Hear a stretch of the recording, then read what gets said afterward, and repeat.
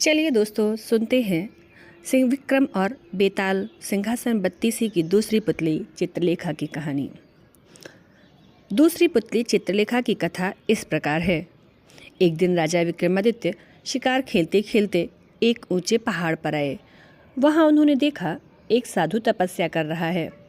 साधु की तपस्या में विघ्न नहीं पड़े यह सोचकर वे उसे श्रद्धापूर्वक प्रणाम करके लौटने लगे। उनके मुड़ते ही साधु ने आवाज़ दी और उन्हें रुकने को कहा।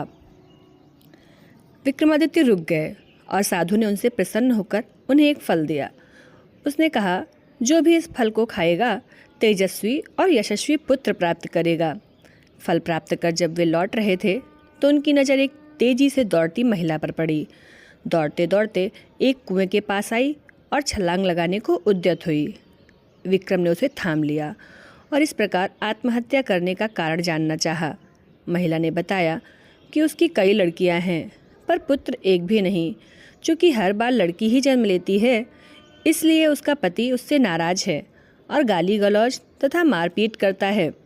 वह इस दुर्दशा से तंग होकर आत्महत्या करने जा रही थी। राजा विक्रमादित्य ने साधु वाला फल उसे दे दिया तथा आश्वासन दिया कि अगर उसका पति फल खाएगा तो इस बार उसे पुत्र ही होगा। कुछ दिन बीत गए। एक दिन एक ब्राह्मण विक्रम के पास आया और उसने वही फल उसे भेंट किया। विक्रम स्त्री की चरित्रहीनता से बहुत दुखी हुए। ब्राह्मण को विदा करने के बाद वे फल लेकर अपनी पत्नी के पास आए और उसे वह फल दे दिया। विक्रम की पत्नी भी चरित्रहीन थी और नगर के कोतवाल से प्रेम करती थी। उसने वह फल नगर कोतवाल को दिया ताकि उसके घर यशस्वी पुत्र जन्म ले। नगर कोतवाल एक वैश्या के प्रेम में पागल था और उसने वह फल उस वैश्या को दे दिया। वैश्या ने सोचा कि वैश्या का पुत्र लाख यशस्वी हो तो भी उसे सामाजिक प्रतिष्ठा नहीं प्राप्त हो सकती। उसने काफ़ी सोचने के बाद यह निष्कर्ष निकाला कि इस फल को खाने का असली अधिकारी राजा विक्रमादित्य ही है। उसका पुत्र ही उसी की तरह योग्य और सामर्थ्यवान होगा तो प्रजा की देखरेख अच्छी तरह होगी और सभी खुश रहेंगे। यही सोचकर उसने विक्रमादित्य को वह फल भेंट कर दिया। फल को देखकर विक्रमादित्य ठगे से रह गए। उन्होंने पड़ताल कराई तो नगर कोतवाल और रानी के अवैध संबंध का पता चल गया। वे इतने दुखी और खिन्न हो गए कि राज्य को ज्यों का त्यों छोड़कर वन चले गए और कठिन तपस्या करने लगे। चूँकि विक्रमादित्य देवताओं और मनुष्यों को समान रूप से प्रिय थे, देवराज इंद्र ने उनकी अनुपस्थिति में राज्य की रक्षा के लिए एक शक्तिशाली देव भेज दिया। वह देव नृपविहीन राज्य की बड़ी मुस्तैदी से रक्षा तथा पहरेदारी करने लगा। कुछ दिनों के बाद विक्रमादित्य का मन अपनी प्रजा को देखने को करने लगा। जब उन्होंने अपने राज्य में प्रवेश करने की चेष्टा की तो देव सामने आ खड़ा हुआ। उसे अपनी वास्तविक पहचान देने के लिए विक्रम ने उससे युद्ध किया और पराजित किया।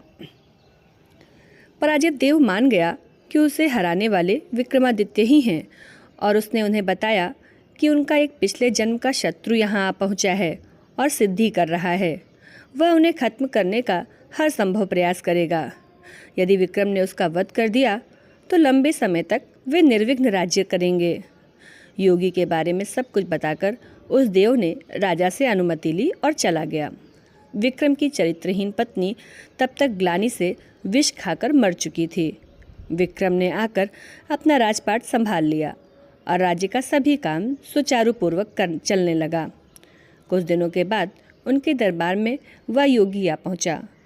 उसने विक्रम को एक ऐसा फल दिया जिसे काटने पर एक कीमती लाल निकला। पारितोषिक के बदले उसने विक्रम से उनकी सहायता की कामना की। विक्रम सहर्ष तैयार हो गए और उसके साथ चल पड़े। वे दोनों शमशान पहुँचे तो योगी ने बताया कि एक पेड़ पर बेताल लटक रहा है और एक सिद्धि के लिए उसे बेताल की आवश्यकता है। उसने विक्रम से अनुरोध किया कि वे बेताल को उतारकर उसके पास ले आएं। विक्रम उस पेड़ से बेताल को उतारकर कंधे पर लाद कर लाने की कोशिश करने लगे। बेताल बार बार उनकी असावधानी का फ़ायदा उठाकर उड़ जाता और पेड़ पर लटक जाता। ऐसा 24 बार हुआ। हर बार बेताल रास्ते में विक्रम को एक कहानी सुनाता। 25वीं बार बेताल ने विक्रम को बताया कि जिस योगी ने उसे लाने भेजा है वह दुष्ट और धोखेबाज है। उसकी तांत्रिक सिद्धि की आज समाप्ति है तथा आज वह विक्रम की बलि दे देगा। जब विक्रम देवी के सामने सर झुकाएगा, राजा की बलि से ही उसकी सिद्धि पूरी हो सकती है। विक्रम को तुरंत इंद्र के देव की चेतावनी याद आई। उन्होंने बेताल को धन्यवाद दिया और उसे लाद कर योगी के पास आए। योगी उसे देखकर अत्यंत हर्षित हुआ और विक्रम से देवी के चरणों में सर झुकाने को कहा। विक्रम ने योगी को सर झुकाकर सर झुकाने की विधि बतलाने को कहा। ज्यों ही योगी ने अपना सर देवी चरणों में झुकाया कि विक्रम ने तलवार से उसकी गर्दन काट दी। देवी बलि पाकर प्रसन्न हुई और उन्होंने विक्रम को 2 बेताल सेवक दिए। उन्होंने कहा कि स्मरण करते ही ये दोनों बेताल विक्रम की सेवा में उपस्थित हो जाएंगे। विक्रम देवी का आशीष पाकर आनंदपूर्वक वापस महल में लौटे। अब हम तीसरी पुतली की कहानी अगले भाग में सुनेंगे। धन्यवाद।